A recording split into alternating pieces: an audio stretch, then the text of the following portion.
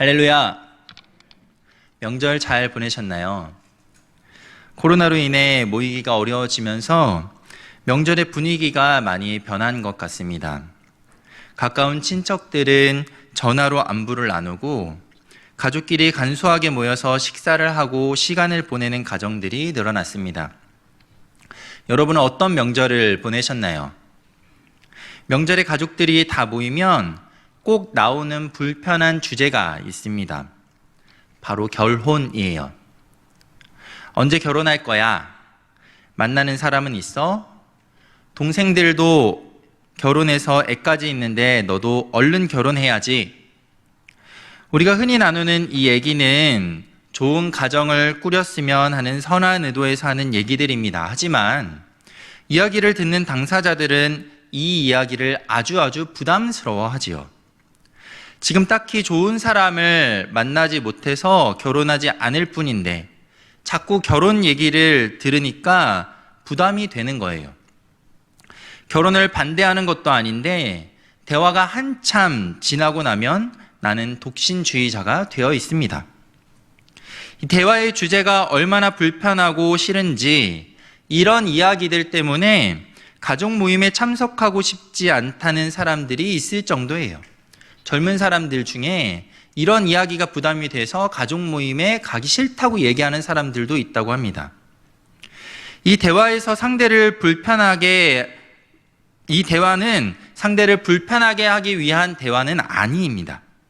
그럼에도 불구하고 이 대화 속에서 불편함을 느끼는 이유는 대화의 당사자를 배려하지 않는, 상대를 전혀 이해하지 않고 이야기를 나누기 때문이에요. 일방적인 의도에서 자기중심적으로 얘기를 이어가기 때문에 결국 상대를 내 의도와 상관없는 극단의 반대편으로 몰아넣어서 불편하게 만든다라는 것이죠. 전도의 자리에서도 이런 일들이 많이 일어납니다. 우리는 생명을 나누는 아주 존귀한 목적과 절박함으로 복음이 필요한 이들에게 전도하지요. 하지만 상대를 전혀 이해하지 못한 배려 없는 전도는 오히려 듣는 이들을 불편하게 만들고 급기야 말싸움으로 번지는 일도 있습니다.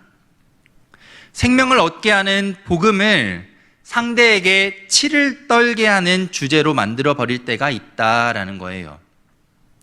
그렇다면 우리는 어떻게 전도해야 할까요? 바울은 개인이 가질 수 있는 이런 한계를 누구보다 잘 알고 있었습니다. 그래서 교회가 복음 전도의 사명을 어떻게 감당해야 하는지 오늘 이 골로새서 4장의 말씀을 통하여서 우리에게 정리해서 전달해 주고 있어요. 먼저 교회는 전도를 위해 기도해야 합니다. 바울은 골로새 교회 성도들에게 자신의 사명을 위한 기도를 부탁했지요. 본문 앞에 나오는 골로새서 4장 3절 말씀입니다. 우리 한 목소리로 읽어보도록 하겠습니다. 시작. 또한 우리를 위하여 기도하되 하나님이 전도할 문을 우리에게 열어주사 그리스도의 비밀을 말하게 하시기를 구하라. 내가 이 일 때문에 매임을 당하였노라. 아멘. 바울은 누구보다 복음을 잘 이해하고 있었습니다. 전도의 전문가였지요. 하지만 그는 잘 알고 있었어요. 전도는 지식의 탁월함과 능력의 뛰어남에 있는 것이 아니다라는 사실을 잘 알고 있었던 것이죠. 평생을 전도에 헌신했지만 그는 늘 하나님을 의지했습니다. 그래서 골로새 교회 성도들을 향해 자신의 사명을 위해 함께 기도해 줄 것을 요청했던 거예요. 전도는 하나님의 일입니다. 그렇게 우리는 전도함에 늘 하나님을 의지해야 해요. 기도해야 하는 것이죠. 오늘 전도를 얘기할 때 코로나로 변해버린 환경과 교회에 대한 부정적인 인식으로 앞으로 전도가 더 힘들 것이다라는 견해를 많이 듣게 됩니다. 전도는 앞으로 더 힘들 거라고 해요. 우리 전도위원회에서 얼마나 고민이 큰지 모릅니다. 이 전도를 놓고요, 고민을 하는 모습을 보게 됩니다. 전도가 힘들고 어려운 위기의 때 전도 전문가인 바울이 이런 고민 속에 쌓여 있는 우리에게 상담의 답을 줍니다. 그 답이 바로 기도이지요. 우리 함께 전도를 위해 기도할 수 있기를 원합니다.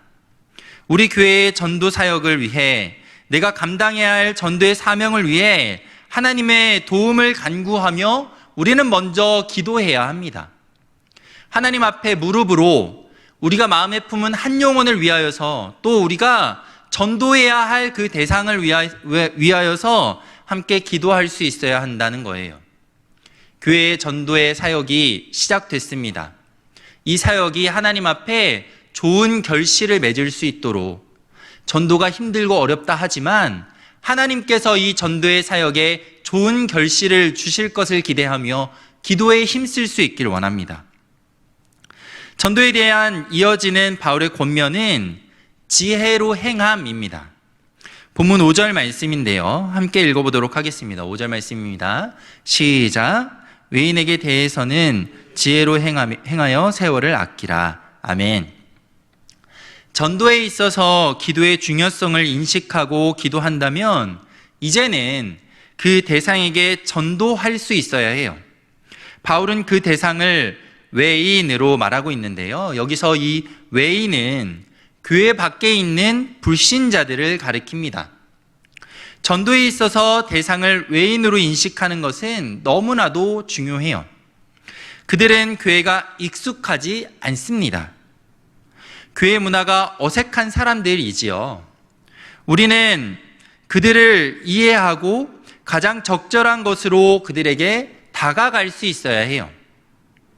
또 외인을 이해하는 것은 나를 이해하는 것이기도 한데요, 세상 가운데 우리는 모두 다 죄인이었습니다. 하나님을 대적하고 세상의 가치를 쫓으며 살던 사람들이었죠. 상대적 우월을 즐거워했던 사람들입니다. 우리는 누구보다 외인을 잘 알아요. 그렇게 복음의 탁월함과 우월함을 인정하는 사람들이죠. 동시에 그 복음의 대상이 생명의 진리 앞에 얼마나 간절하게 서 있는지도 압니다. 나에게 주어진 생명의 능력이 지금 이 순간 예수 그리스도를 믿지 않는 내 가족, 친구, 이웃에게 얼마나 절실한지를 우리들은 잘 알고 있어요. 그렇게 우리는 복음을 위해 내 모든 것을 내려놓을 수 있습니다. 누구보다 외인의 내 모습을 잘 기억하기에 오늘 하나님 앞에 외인으로 사는 이들에게 열심히 복음을 전할 수 있는 거예요. 전해야 하는 것이죠. 바울은 그 간절한 대상들에게 지혜로 행할 것을 권면하는데요, 고대 헬라 사회에서 지혜는 일상에서의 총명함과 이론적인 지식, 또 깊은 생각을 하는 능력을 의미했습니다. 성경은 보다 깊은 차원에서 하나님의 뜻을 아는 영적인 차원으로 지혜를 말하는데요, 잠언 9장 10절 말씀입니다. 제가 읽어드리겠습니다. 여호와를 경외하는 것이 지혜의 근본이요 거룩하신 자를 아는 것이 명철이니라. 아멘. 경외는 두려움에서 나오는 존경을 의미합니다. 하나님의 전능함 앞에 나를 바라봄으로 한없이 작고 죄로 가득한 나를 두려워하고 그런 나의 주인 되신 하나님을 존경함으로 경외하는 것이 지혜의 근본이다라고 잠언은 우리에게 알려주고 있어요. 복음을 위해 그리스도인들은 먼저 하나님을 경외함으로 그 뜻을 깨닫고 삶의 자리에 나를 향한 하나님의 뜻이 온전히 이루어지도록 힘써야 합니다. 하나님의 뜻을 알고 그 뜻에 따라 하나님을 기쁘시게 하는 방식으로 삶을 세워갈 수 있어야 한다라는 거예요. 이에 대해 야고보서는 구체적으로 우리에게 말씀해 주는데요, 야고보서 3장 17절 말씀입니다. 화면을 보시고 함께 읽어보도록 하겠습니다. 시작. 오직 위로부터 난 지혜는 첫째 성결하고 다음에 화평하고 관용하고 양순하며 긍휼과 선한 열매가 가득하고 평경과 거짓이 없나니. 아멘. 하나님께서 우리에게 주시는 지혜는 이 땅에서 우리가 추구해야 할 보다 높은 차원의 도덕과 윤리를 말합니다. 하나님께서 바른 삶의 이유이고 목적이시지요. 우리가 이 땅 가운데 바르게 살아야 할 이유는 무엇입니까? 하나님께서 우리와 함께 하시고 무엇보다 도덕적이고 윤리적인 가치를 우리에게 말씀하시기 때문이에요. 바른 삶을 살 것을 하나님께서 명령하시기에 우리는 이 땅을 살며 누구보다 도덕적으로 윤리적으로 옳은 삶을 살아야 하는 것이죠. 그렇기 때문에 그리스도인들의 지혜를 이루는 바른 생활은 세상 사람들이 추구하는 것과는 질적으로 다르다라고 말할 수 있어요. 세상 사람들도 도덕과 윤리의 뛰어남을 추구하지요. 하지만 그 이면에는 나를 드러내고 나를 나타내고자 하는 이유가 있다면 그리스도인들이 도덕적이고 윤리적인 삶을 추구함은 하나님을 드러내고자 하는 이유가 있기에 우리는 세상 사람들과 구별되고 보다 높은 차원의 바른 삶을 추구한다라고 말할 수 있는 것입니다. 제가 군대에 입대했을 때의 일입니다. 처음 자대 배치를 받고 앞으로 2년을 생활해야 할 부대에 가게 됐습니다. 얼마나 어색하고 얼마나 저를 얼어붙게 만들었는지 몰라요. 조금의 흠도 잡히지 않으려고 24시간을 긴장하며 생활했습니다. 굳은 일에는 늘 앞장섰고 그런 모습 때문에 사람들에게 조금씩 인정을 받았습니다. 그리고 그러면서도 늘 하나님 드러내기를 힘써야 된다는 생각으로 그때는 제가 20대에 막 신학교에 입학했던 아주 젊은 사람이었거든요. 그러니까 군대에서도 얼마나 뜨거웠겠어요. 그렇게 군대 생활을 열심히 했습니다. 그러면서 생겨난 흥미로운 일은 제가 신학생인지 아는 고참들이요, 밤에 저를 깨우는 거예요.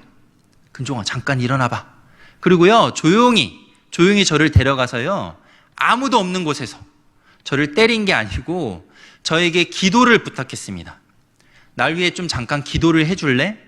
날 위해 좀 기도해줘. 나 이제 한 6개월 정도 남았는데 안전하게 전역할 수 있도록 날 위해 기도해줘. 이렇게 저에게 기도하는 고참들이 생겼습니다. 제가 어떻게 했을까요? 그들을 위해서 아주 간절하게 기도했습니다. 저는 비록 2년이라는 시간이 남은 이등병이었지만 군생활이 얼마 남지 않은 고참들을 위해서 아주 뜨겁게 기도했어요. 그렇게 저를 찾아와서 기도를 부탁했던 이유가 무엇일까요? 제가 아무것도 모르는 그 사람들에게, 그 고참들에게 제 욕심만 채우기 위해서 뒤로 물러서서 일하는데도 게으름을 피우고 좋은 모습을 보이지 않았다면 그 사람들은 저에게 기도 부탁을 하지 않았을 거예요. 오히려 저를 욕하고 저를 핍박하고 괴롭혔을 겁니다. 하지만 앞장서서 누구보다 열심을 내는 제 모습이 그들에게 하나님을 보게 되는 일이 되었고, 하나님 믿는 사람은 좀 다르구나 라는 것을 깨닫게 되므로 저에게 기도를 부탁했던 거지요. 재밌는 것은요, 저에게 기도를 부탁했던 고참들 중에는 손목에 염주를 차고 있던 고참들도 있었습니다. 저는 그저 하나님 앞에서 주어진 시간을 지혜로 채웠을 뿐인데 하나님께서는 그 시간을 통해 기도에 선한 영향력을 나누고 더불어 복음을 전할 수 있는 시간으로 활용하신 것이죠. 복음의 간절함을 가진 성도들이 계신가요? 가족과 가까운 이의 구원을 위해서 기도하는 성도들이 계신가요?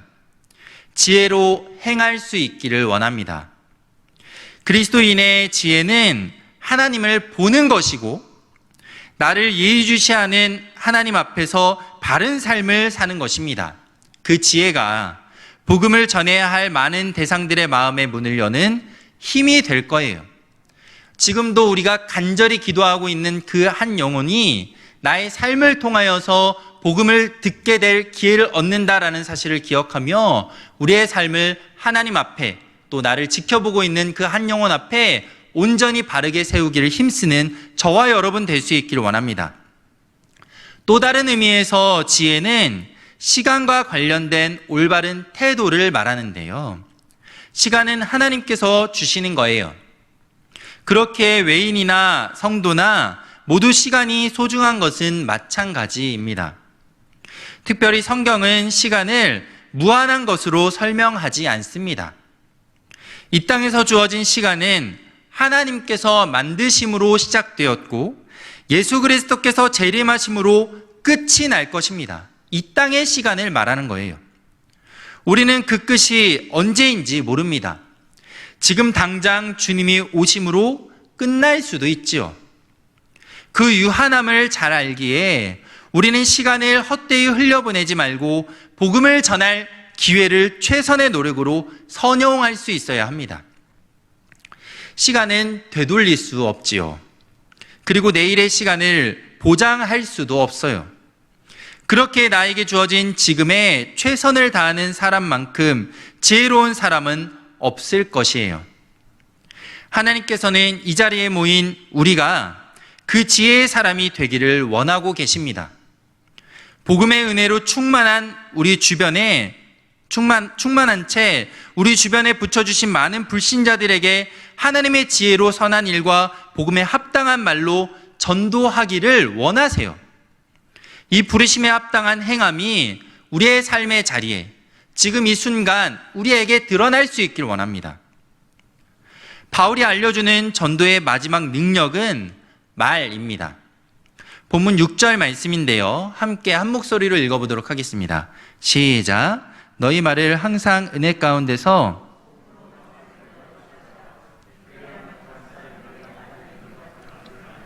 아멘. 여기서 이 너희 말이라는 것은 주어진 삶의 모든 자리에서의 말을 의미합니다. 말은 의사소통의 수단이지만 그 안에는 개인이 가진 생각과 추구하는 철학이 녹아져 있기도 하죠. 아주 오래전 TV 프로그램에 출연한 차인표 씨가 이런 얘기를 하는 것을 들은 적이 있습니다. 한참 주식에 빠져 있을 때 자신 주변의 대화가 온통 주식으로 가득 찼었답니다. 밥을 먹을 때, 쉴 때, 잠잘 때, 사람을 만나서 대화할 때 자신의 입에서 나오는 모든 이야기들이 온통 주식이었다고 해요. 하루는 봉사활동을 가게 될 계기가 생겼는데 거기서도 사람들을 만나며 주식 얘기를 꺼내는 자기 자신을 봤답니다. 그런데 흥미로운 것은 자신은 아주 좋은 주식의 이야기들을 나눠주고 있는데 듣는 이들은 그것에 하나도 관심이 없더래요. 그리고 그 사람들은 그 이야기를 듣고 주식의 이야기를 이어가는 것이 아니라 지금 하고 있는 봉사의 얘기, 어떻게 하면 사람들을 더 도울지에 대한 이야기들을 하는 것을 봤다고 합니다. 그러면서 깨닫게 됐대요. 자신은 모든 관심이 경제적인 여유를 주는 주식에 쏠려 있는데 나를 둘러싸고 있는 그 사람들은 그것이 아니라 보다 높은 차원의 남을 돕고 살리는 일에 관심을 갖고 그것들을 이야기하는 것을 보게 됐다고 합니다. 그래서 그날로 주식을 모두 다 그만뒀다고 해요. 그리고 봉사에 열심을 내며 자신 주변에 있는 사람들을 봉사하는 사람들로 채우기 시작했다고 합니다. 그렇게 되니까 어느 순간 자신도 입을 열면 봉사의 얘기들을 하고 그전에는 어떻게 하면 돈을 더 벌 수 있을지, 어떻게 하면 더 좋은 주식에 투자할 수 있을지에 관심을 갖고 얘기했다면 이제는 사람을 살리는 봉사의 일들로 자신의 입을 채워갔던 것을 이야기하는 것을 제가 본 적이 있습니다. 말은 이렇게 나를 보여주는 거예요. 이런 의미에서 그리스도인의 말은 세상 사람들의 말과는 달라야 합니다. 특별히 우리의 말은 은혜로워야 해요. 이 은혜는 호의를 가지고 친절함의 의미를 가지고 있는데요. 골로새 성도들은 외부 사람들과 대화할 때 자신들이 받은 하나님의 은혜의 충만함을 따라 친절한 마음으로 말해야 했습니다. 바울은 지금 그것을 권하고 있는 거예요.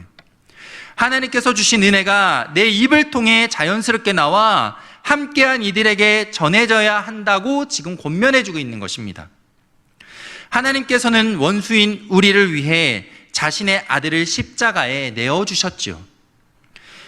그렇게 죄인을 대신하여 죽으심으로 하나님 앞에 씻을 수 없는 죄악을 대속받게 했습니다. 이것이 그리스도인들에게 주어진 하나님의 은혜예요.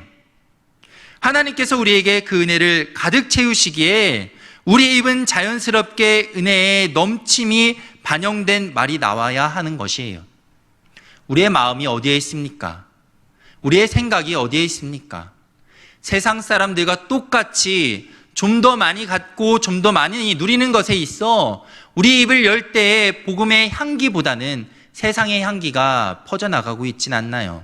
그렇다면 우리의 모습을 돌아보고 나의 심령을 은혜로 가득 채워 우리의 입술에서 은혜의 기쁨이 퍼져나가고 우리에게 주시는 은혜를 전하는 입술이 될 수 있길 원합니다. 내 안에 예수 그리스도를 통해 변화된 기쁨과 감사의 고백이 삶의 자리자리마다 흘러 넘칠 수 있길 원해요. 고백되어지길 원합니다. 그 고백이 우리 주변에 믿지 않는 한 영혼의 귀에 같은 은혜를 전할 힘이 될 것입니다. 능력이 될 거예요. 바울은 이 은혜의 말이 소금으로 맛을 냄과 같아야 한다라고 말하는데요. 소금은 고대 세계에서 주로 음식의 맛을 내는데 사용됐습니다.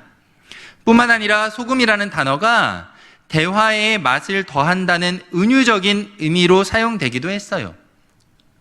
소금으로 맛을 낸 대화는 흥미롭고 생생한 매력이 있는 대화를 의미합니다. 복음의 말이 음식의 맛을 더해주는 소금처럼 세상 가운데 매력 있는 말이다라고 지금 바울이 이야기해주고 있는 거예요. 그렇게 우리의 복음은 기다림이 있어야 하고 이해가 수반돼야 합니다. 그저 예수천국, 불신지옥의 건조함으로 채워져서는 안 된다라는 거예요. 물론 복음 진리는 예수천국, 불신지옥을 이야기하고 있어요. 하지만 그 진리에 조금도 흐트러짐이 없이 여유로움을 가진 숙성된 복음을 우리 입술에서 이야기할 수 있어야 한다라는 거죠. 상대를 잘 이해하고 그 상대에게 필요한 것을 말하는 지혜가 우리 입술에서 나와야 한다라는 거죠. 하나님께서 우리의 입술에 힘을 더하시기에 우리는 그 지혜를 말할 수 있다는 거예요. 이런 성숙을 바울은 각 사람에게 마땅히 대답할 것으로 설명하고 있습니다. 복음이 세상의 귀를 즐겁게 해주지는 않지만 복음은 세상이 즐거워할 말입니다. 세상은 복음을 별로 좋아하지 않는 것 같아요. 하지만 우리는 누구보다 잘 알고 있습니다. 세상에 필요한 것은 복음이다라는 사실을 잘 알고 있기 때문에 우리는 계속해서 멈추지 말고 세상 가운데 이 하나님의 생명, 복음을 전해야 한다라는 것이죠. 목회자가 되기로 처음 마음을 먹었을 때 저는 세상에 쩔어 있었습니다. 어린 나이에 여느 친구들처럼 돈을 좋아했고 사람을 즐거워했어요. 어떻게 하면 강남의 멋진 집에서 멋진 차를 탈 수 있을까를 고민하며 친구들과 어울려 놀았습니다. 그런데 어느 날 그 모든 게 재미없어졌어요. 세상의 즐거움으로 여기던 모든 것이 의미 없게 다가왔습니다. 친구들을 만나서 즐거운 시간을 보내는데도 그 시간이 아무런 재미가 없더라고요. 사는 게 무슨 의미인지 고민하며 허무함과 우울함에 매일을 보냈습니다. 그런데 다른 날과 동일하게 교회에서 예배하는데 예배하기 위해서 교회에 가서 사실은 친구들 만나러 갔던 것이거든요. 친구들 만나서 예배의 자리에 앉아 있는데 너무나도 많이 들었던 그 말씀이 제 마음에 콕 심겨져 버렸습니다. 요한복음 3장 16절, 너무나도 잘 아는 말씀이지요. 하나님이 세상을 이처럼 사랑하사 독생자를 주셨으니 이는 그를 믿는 자마다 멸망하지 않고 영생을 얻게 하려 하심이다 라는 그 말씀, 너무나도 익숙한 말씀이거든요. 제가 유치원 때부터 교회를 다녔으니까 수천 수백 번은 들은 말씀일 거예요. 그런데 그 말씀이 그날 제게 심겨졌습니다. 그리고 허무함에 고민하는 어린 학생에게 마땅히 대답할 것이 되어서 인생의 의미가 하나님께 있고 그 생명을 전하고 나눈 것이 진짜 가치 있는 삶임을 보게 하는 능력이 되어서 저는 그 말씀의 능력으로 지금 이렇게 목사가 되어 앞에 서 있어요. 그날로 저는 이 복음을 전하는 사람이 되기로 마음을 먹었고, 담임 선생님도 신학교는 내가 갈 때가 아니다 라고 하셨지만 저는 재수를 하면서까지 신학교에 들어가 목회자가 됐습니다. 복음의 말씀이 우리에게 소금의 말로 마땅히 대답할 답이 됨을 믿으시기 바랍니다. 우리에게는 매일같이 듣는 말씀이고 익숙한 말씀이고, 나는 어제도 이 말을 믿지 않는 이들에게 전한 것 같지만, 그래서 또 전하는 게 의미 없는 것 같지만, 오늘 전하는 그 말씀이 능력이 되어서 한 영혼을 변화시킬 큰 힘이 됨을 믿을 수 있길 원해요. 너무나도 익숙하고 단순한 말씀이지만 그 말씀에 생명이 있습니다. 능력이 있어요. 인생의 답이 되고 생명의 능력이 됨을 기억하시기 바랍니다. 그 말씀을 신뢰함으로 전하고 나누기를 힘쓸 수 있길 원해요. 우리 입술에서 선포된 말씀의 능력이 오늘 우리가 품은 그 한 영혼 가운데의 역사함으로 하나님의 큰 일을 행할 능력이 됨을 믿고 나아갈 수 있길 원합니다. 사랑하는 김포제교회 성도 여러분, 교회가 함께 태신자를 작정하고 전도에 집중하는 이때 바울의 권면이 우리가 마땅히 감당할 전도의 교과서임을 기억할 수 있길 원합니다. 그리고 그 교과서를 배우고 익혀 사용할 수 있길 원합니다. 기도합시다. 지혜를 행하고 말로 선을 드러내 지금 이 순간 복음의 절박함에 있는 이들을 전도하는 기쁨이 우리에게 차고 넘치기를 원합니다. 이 모든 일은 결코 쉬운 일은 아니에요. 주님께서는 이 일의 어려움을 아시고 이렇게 말씀하셨습니다. 마태복음 10장 16절 말씀인데요, 함께 읽어보도록 하겠습니다. 시작. 보라, 내가 너희를 보냄이 양을 이리 가운데로 보낸 것 같도다. 그러므로 너희는 뱀같이 지혜롭고 비둘기같이 순결하라. 아멘. 우리는 복음의 선으로 다가가지만 세상은 이리와 같습니다. 선한 의도에 남겨놓은 날카로운 상처가 우리를 힘들고 어렵게 합니다. 우리는 선한 말을 전하고 나누고 힘쓰지만 세상 사람들은 그런 우리에게 얼마나 깊은 상처를 주는지 몰라요. 하지만 그럼에도 불구하고 우리가 계속 전도하고 그 전도가 힘인 이유는 이리 가운데에 양으로 다가간 우리를 목자이신 주님께서 지켜주시기 때문이에요. 우리는 홀로 이리 가운데에 나아가는 것 같지만 목자는 그런 양을 잘 지켜보고 계시고, 양이 계속해서 이리 가운데 선한 영향력을 행사할 수 있도록 힘과 능력이 되어주시기에 우리의 세상으로 나아감이 의미가 있고 힘이 있고 능력이 있다라는 것이죠. 상처를 싸매시고 이리처럼 날카롭지만 같은 목자를 바라봐야 하는 양임을 기억하도록 목자의 목소리를 내시는 주님을 바라보는 지혜가 우리 안에 있길 원합니다. 복음의 능력이 충만함으로 그렇게 세상 가운데에 주님의 목소리를 함께 낼 수 있는 선한 영향력을 갖는 저와 여러분이 될 수 있길 원해요. 그 주님의 일하심의 능력이 오늘 우리 각자가 복음을 전하는 자리에 충만할 수 있기를 원합니다. 늘 똑같은 결과에 실망할 수 있어요. 하지만 하나님께서는 그 시간들을 걸음 삼아 영혼을 변화시키고 치유케 하는 능력으로 사용하실 것입니다.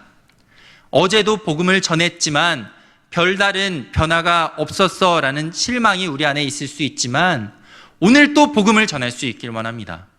오늘 전한 복음에 별로 변화되는 것 같지 않아 실망의 마음이 들 수 있지만 내일 또 복음을 전할 수 있길 원합니다. 하나님께서는 우리가 전하는 이 복음, 이 하나님의 말을 통하여서 한 영혼의 심령이 변화되는 놀라운 일을 행하실 거예요. 그 일이, 하나님의 그 놀라운 일이 우리의 입술을 통하여서 이루어질 것을 기대하며 우리가 마음속에 품은 그 한 영혼에게 하나님의 그 놀라운 생명의 능력이 전해지기를 기대하며 복음 전도의 일에 힘쓰는 저와 여러분 될 수 있기를 간절히 바라고 원합니다.